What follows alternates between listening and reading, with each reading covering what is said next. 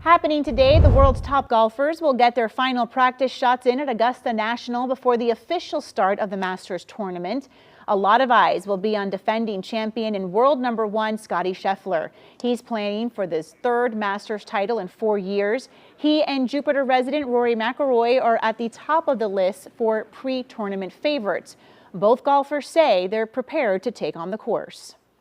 I'm going to remind myself that I've done what I needed to do to play well, and it's all about going out and competing now. And so I really try not to look too much into the past. There's a lot of anticipation and build-up and coming into this tournament each and every year, but I just have to keep my head down and focus on my job.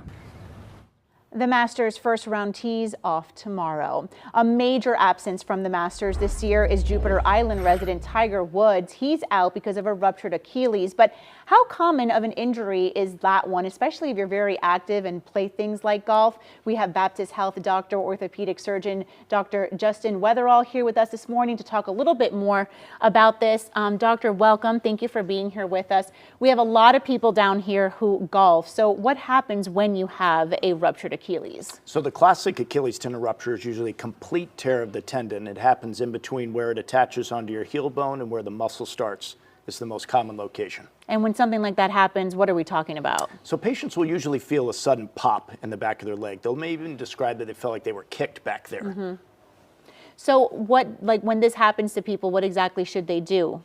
Well, I would initially seek care, maybe go to an urgent care, ER, try to get in to see an orthopedist as soon as you can.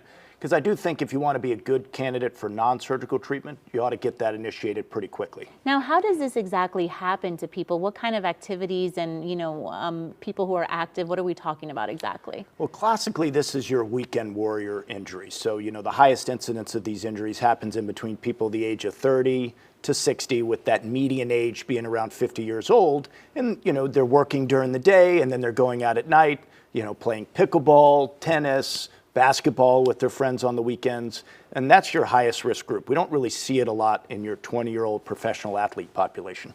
So if we're talking on a smaller scale when this happens, what kind of recovery and repair are we talking about? And then take us to the other end of that when it's, the worst of the worst. Yeah, well, unfortunately for patients, this is a long recovery. I mean, the surgery is a very short surgery. I tell them that all the time. The surgery is the easy part. We do the surgery in about 30 minutes, but you're looking at 6 months to a year to maybe get back to these really high impact sports like basketball, for some people pickleball and such, so that can be pretty devastating for them to hear the first time. Usually the first 6 to 8 weeks is the worst. That's when they're going to be immobilized, either in a splint or a cast, a functional brace like a boot with heel wedges. And then after about 6 to 8 weeks, we got them in their tennis shoes. They're working with their physical therapist. They're starting to make progress. They're starting to see the light at the end of the tunnel. In about 3 months, they can start doing more aggressive strengthening, maybe jogging at 6 months. Jogging at 4 months, maybe golf at 3 months. So they're starting to get a little bit of their life back. But that initial first couple months is not easy. So for everyone out there watching who's really active, or for all those golfers out there that are probably on the golf course right now, is there anything that we want to tell them, anything that people can do to maybe try to prevent something like this from happening? Well, I think stretching is important. And other things to keep in mind is there are certain risk factors. Age is a risk factor as we get a little bit older. The structure of our Achilles tendon changes a little bit, which is why we think people are more predisposed to getting this.